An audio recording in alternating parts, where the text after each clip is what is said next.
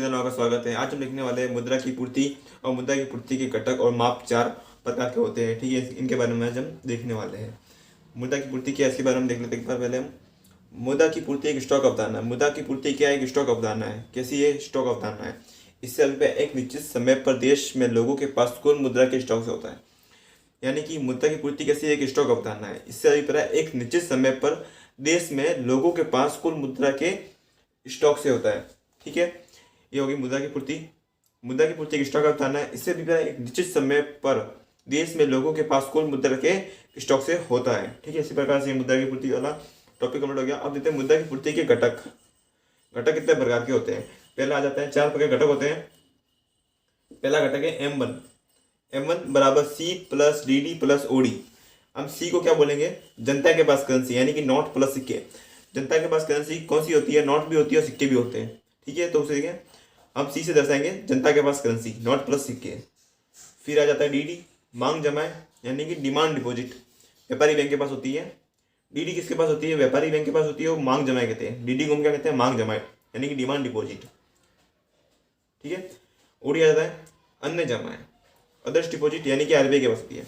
OD यानी कि RBI के पास होती है जो अन्य जमा होती है, यानी कि अदर्स डिपॉजिट।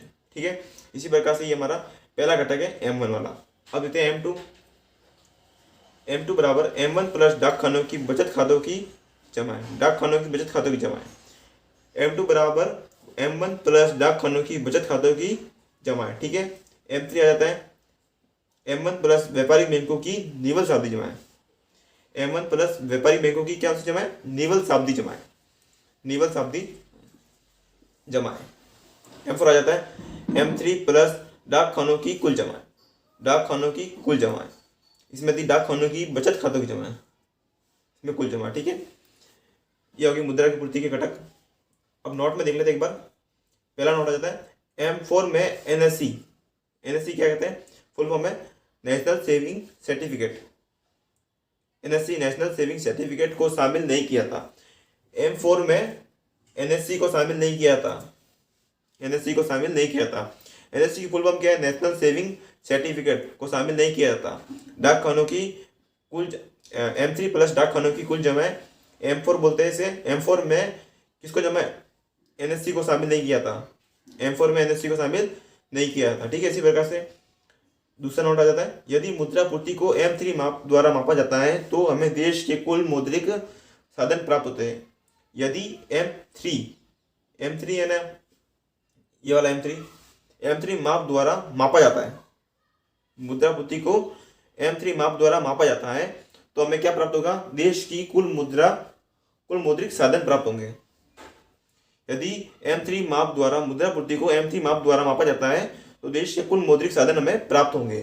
ठीक है, उच्च शक्ति शामिल मुद्रा R प्लस C, यानी कि R2 जनता के पास करेंसी नोट प्लस सिक्के हो जाती है।